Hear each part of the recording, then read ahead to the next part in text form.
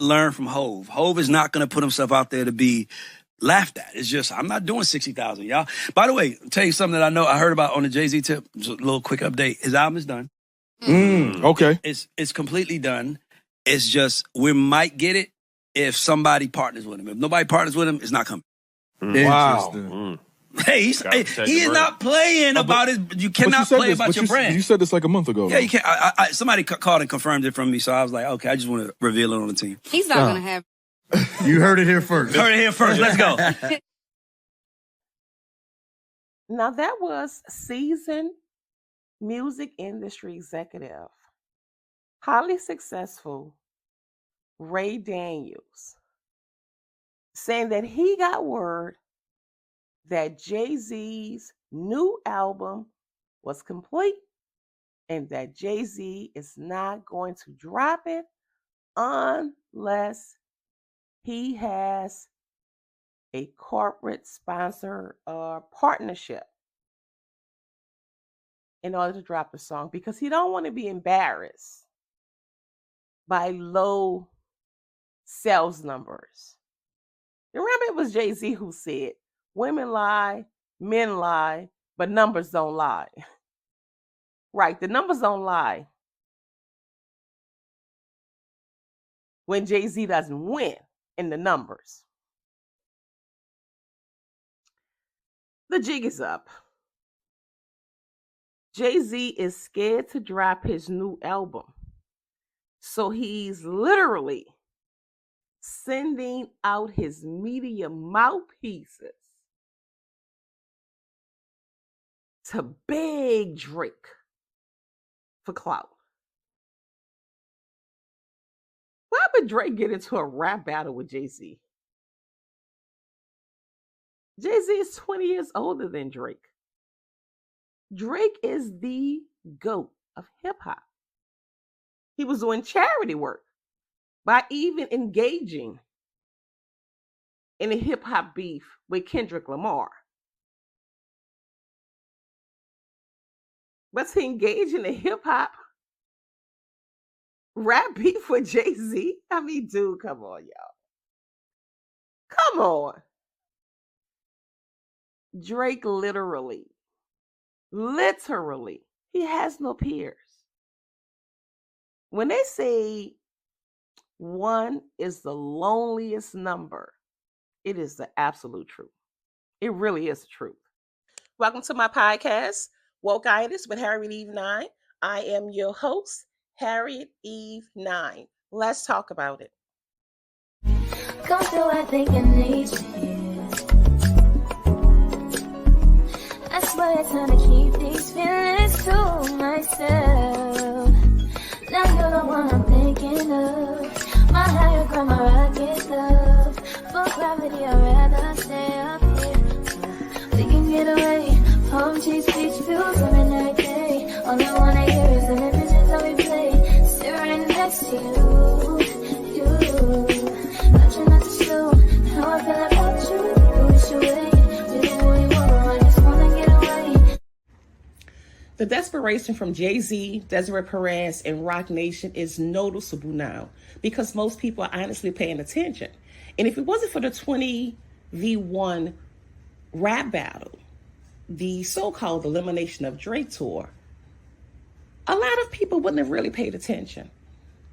But what happened was the lying, the manipulation, the artists working with the industry, execs working with the radio stations, the music label owners who don't look like us, while they were telling you that Drake was not like us, people started paying attention. Jay-Z, I'm thinking he's so detached. And so is Desiree Perez. So detached from what's really going on that they honestly thought that they were going to bulldoze their way to make fans want to listen to or want to hear Jay-Z's music. They honestly thought that they were going to strong arm independent media to not speak about Jay-Z's downfall. See, people are noticing it now. The reality is, Jay-Z took a hit. His public image took a major hit when he sat in front of that camera with Roger Goodell and said, we're past kneeling. He didn't see it then.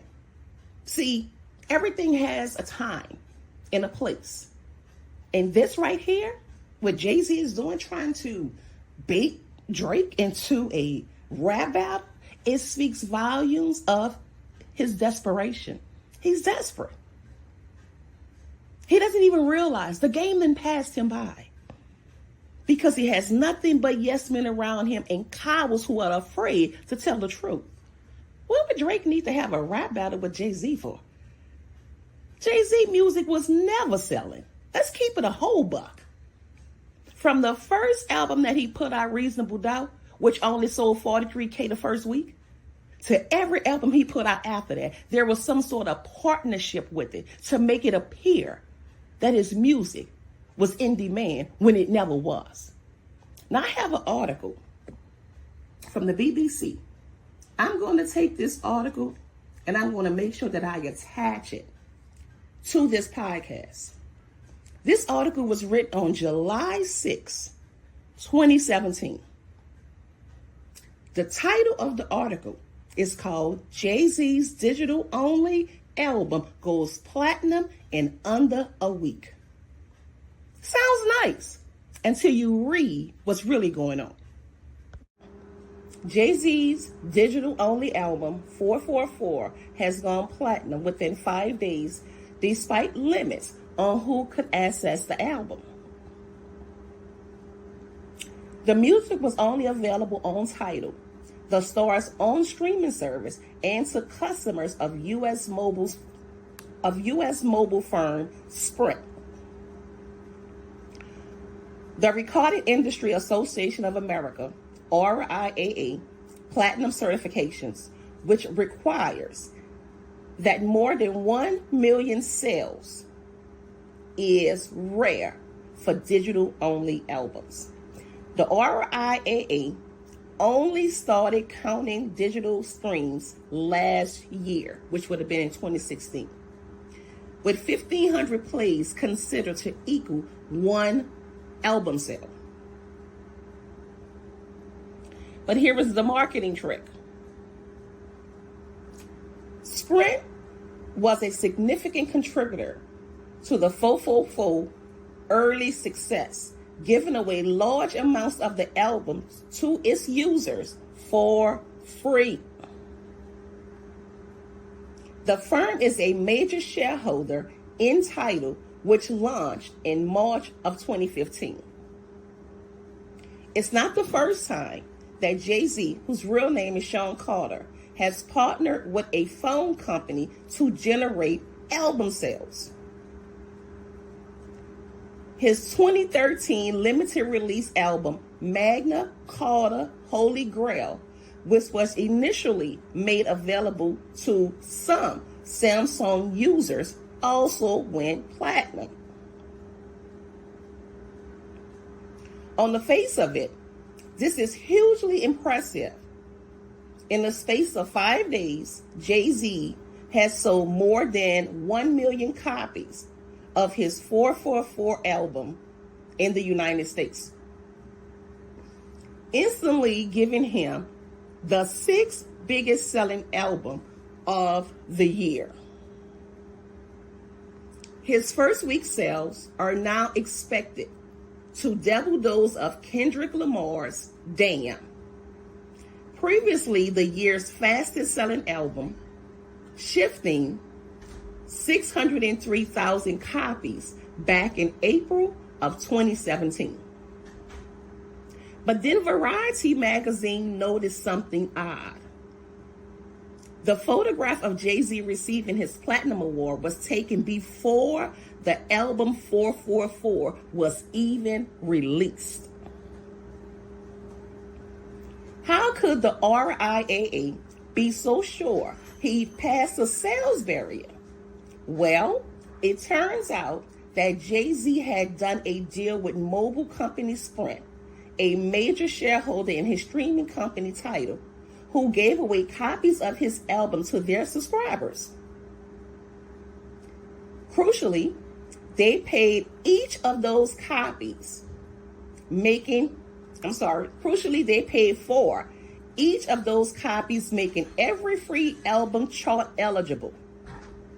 But the RAA rules state that the wholesale price of the album only needs to be $2 to register as a sale. So Sprint probably paid Jay-Z less than it would cost to air an advertisement during the Super Bowl. Now, let's not get it twisted. Jay-Z is not the only artist to partner with a corporation or a business to sell his new album. He's not. But he is the one who tells you that he's the best rapper alive. And then you have your hip-hop OGs and your frauds and your other ones politicking. Want you to believe that Jay-Z is the GOAT of hip-hop. And he's also the one who told you that numbers don't lie. His numbers has been lying his entire career, if we're being honest.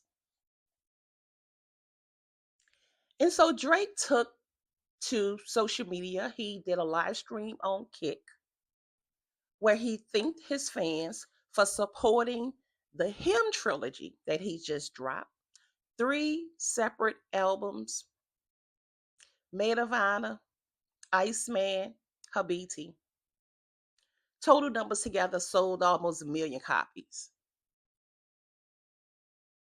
He paid for it himself. No partnership, no vinyls, just music. It was beautiful. I want to say it's 43 tracks. And of those 43 tracks, 41 filled Billboard. You had to see it. It was beautiful. It was like looking at the Christmas lights when you first put them in and plug them up and they just all light up. Everything is beautiful. Drake made history, and he did it in epic fashion. He didn't have to cheat. He didn't have to start beef with someone. He didn't have to pay media mouthpieces to lie. He didn't have to do any of that. He did his rollout. And even with his rollout, he studied thinking of fans. You see, the reason why Jay-Z and Kendrick Lamar really hate Drake is because they can't compete. Because they don't compare. And that's just the bottom line. There's no extra added to it. Nobody's working harder than Drake. And nobody is working smarter than Drake. Instead of hating on this man, they should be studying what he's doing. Drake is a multi-dimensional artist. Multi-dimensional. So here he is, flexing his muscles. I appreciate all the love.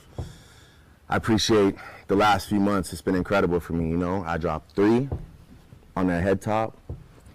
These guys are dropping albums. It's like hello and goodbye. You know what I'm saying? And careful with that reply because the pen isn't dry. I'm just letting you know. That's what I'm on. By the way, let me pop it. Yes, double chrome bracelets. Okay.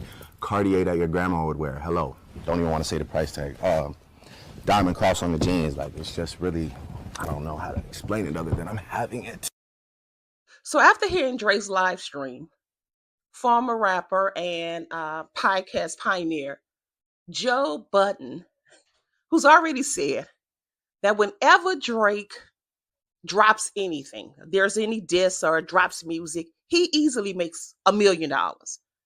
So Joe Budden is trying to bait Drake into having a rap battle with Jay-Z so that he can earn money. The reality is Jay-Z is delusional. No one is interested in his music. He probably can't find anyone to partner with him, especially after he just dropped his Reasonable Doubt 30th anniversary album in Target that no one bought is still sitting on the shelves. And he crossed a boycott of Target by the Black collective, by people that he is funding. Tamika Mallory and my son, the General, their advocacy group, if that's what they want to call it, is being funded by Jay-Z and Desiree Perez, Roc Nation. He crossed the picket line to sell his album. No one has any interest in Jay-Z's music. And it's really sad, if I'm being honest, the desperation, the desperate acts. This dude crossed yet another boycott that was organized and supported by Black people. Only this time, the organizers of the Target boycott are funded by Roc Nation. Jay-Z and Desiree Perez, they funded the people who organized the Target boycott. And then he crossed it. Nobody buys his music. And he still think that even if he get a partnership with somebody, it doesn't even matter. No one is interested in Jay-Z's music. The people don't like the way he moves. He's doing some very conniving. Well, let me back that up. He's always been conniving. But everything he was doing was behind the scenes. After the 2016, when Colin Kaepernick started boycotting the NFL, or should I say kneeling, and Jay-Z sat in front of the camera. He's no longer behind the scenes doing his conniving deeds. He's in front of the camera saying we're past kneeling. He crossed that picket line of a boycott that had nothing to do with him. And now he comes and crossed another picket line. And he's wondering why people are not buying his music. Here's Joe. So I see the Drake shots on the stream, the whole lawsuit. I see it. Cool. If you want to get to talking tough about the pen isn't dry, take the bait. Jump out there. Set it on that old nigga. Fire on that old nigga, yo. Let's see what happens. Fire on that senior citizen. Now, Kendrick and Drake was years ago now. Now let's turn it up. Be direct that was years ago. Now we need to turn it up a little more. Hey, Drake. Take direct flight. Get him out that cubby hole. Because he's been firing. Yeah, no, get him out that cubby hole. Hey, get him out that cubby hole. They got George Foreman out his cubby hole. Hey, get enough of that. Wrong chart chimp. He talking to Aubrey. Look at you, man. Hey, Drake. Aubrey, who you walk the plank? Who you the wrong chart to? Not the nigga that's about to be Michael Jackson record. Not the nigga that beat the Beatles nigga. Not the nigga out of stone. Not the nigga with the wine cellar in his bad. Jay-Z could talk to a lot of niggas like that. He could talk to you like that. Let's get him out that cubby hole.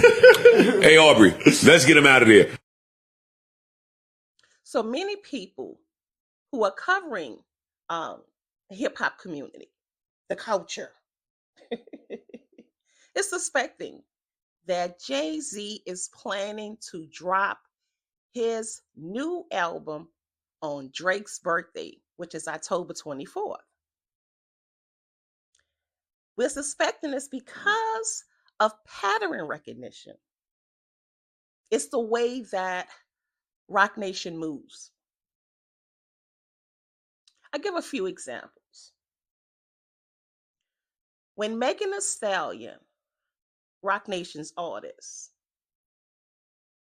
went on Instagram Live to tell her millions of fans that Tory Lanez had shot her in both her feet and she had to have surgery to get the bullets removed.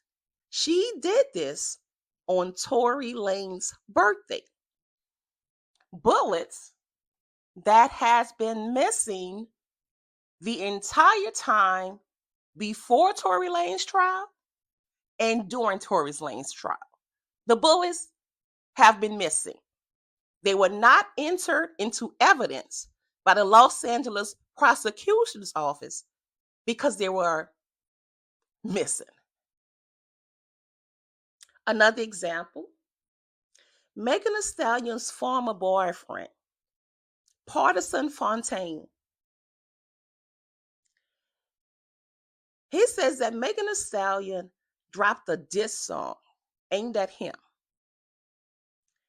And this diss song was dropped on his daughter's birthday.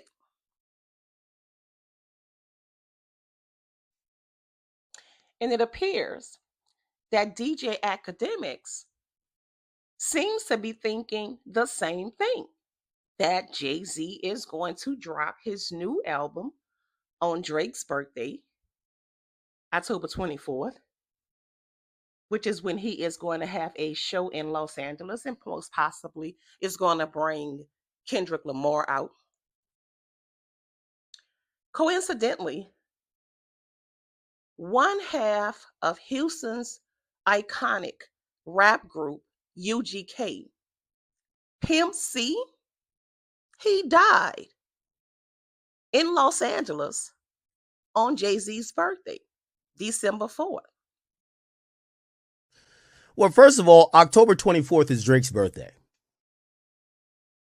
If Drake bites the cheese, do you want to bet that maybe the 24th on Drake's birthday, you have Jay-Z with some type of fucking, I don't know, cornrows at this point? I don't know what the hairstyle he's going to have going on. Is bringing out Kendrick Lamar, performing Not Like Us, but Drake got to give a reason. So Jay-Z is doing everything in his power to get Drake to respond to him to help with the rollout of his new album. Imagine that. Jay-Z, who says that Drake has to look up to him with his Root Picnic horrible freestyle, is now begging Drake for clout.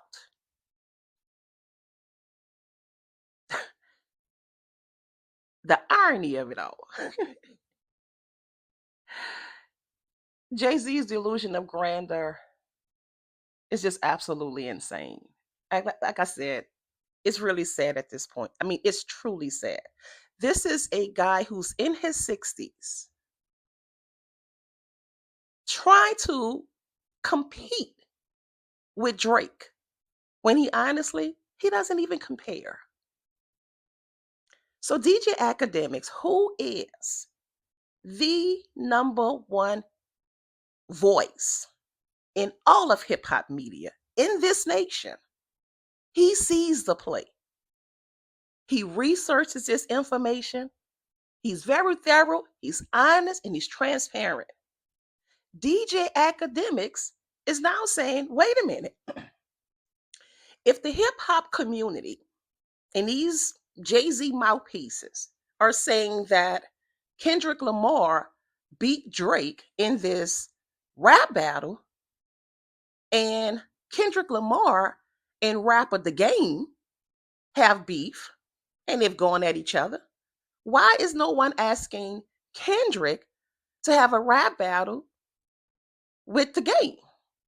Why does Drake need to have a rap battle with Jay-Z when he just had a rap battle with Kendrick just 2 years ago that you guys claim that Kendrick won, which he did not?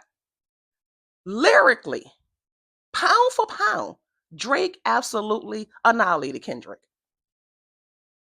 There's no ands, buts, and made. Lyrically, Drake killed him. Here's DJ Academics. To go with another nigga, rather than hype up the guy who just won, to respond to a nigga that's on his own coast, right? Why don't people have the same energy saying, you know what, Kendrick need to go address that nigga Game. Kendrick need to go pop it off on that nigga Game.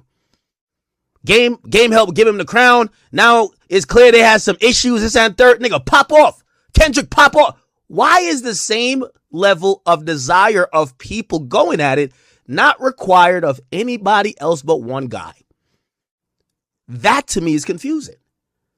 Because I completely get what these guys are saying. Like, yeah, I mean, shit, if Drake and Jay got into it, okay, that would be kind of interesting.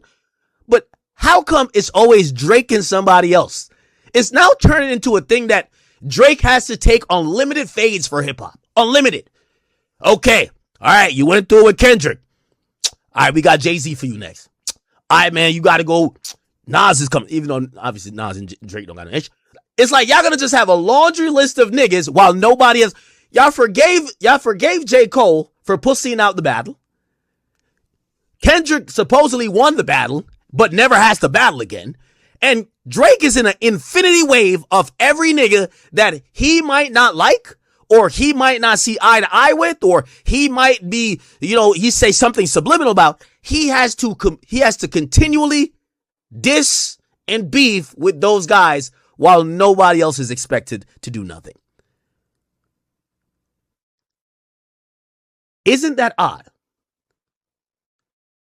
I wonder why the people, including Joe, why say, oh, Drake needs to set it off on Jay? Why not have the same rhetoric to say, yo, if Kendrick feel that way about Game, he need to set it off on that nigga. And Game need to set it off on Kendrick. Why is that not the conversation, given the fact that we have way more direct proof? We have Kendrick's homies calling the Game a bum. We have the Game who's liking shady posts. It's clear he feels unappreciated. And also we've heard about the story that his own or former boss, Top, is calling and saying, hey, we ain't fuck with this guy since he brought Drake over here. How is that not the battle people want to see? How all of a sudden Drake just got to keep battling in perpetuity? Okay, all right. Drake, because here's the thing too. If Drake annihilate Jay-Z, which I think would be the outcome, but I digress. If you annihilate Jay-Z, you know what y'all gonna say? Nah, son. Yo, bring the rest of the Rockefeller. Stay pop. What's up? Yo, Beanie Siegel. Yo, you gotta battle Beanie Siegel and Memphis Bleak next. You gotta battle them two same time. Okay? It never stops. Thank you guys for tuning into my podcast. Like, comment, subscribe to the channel, and share if you like. Talk to you guys soon. Go, live and go.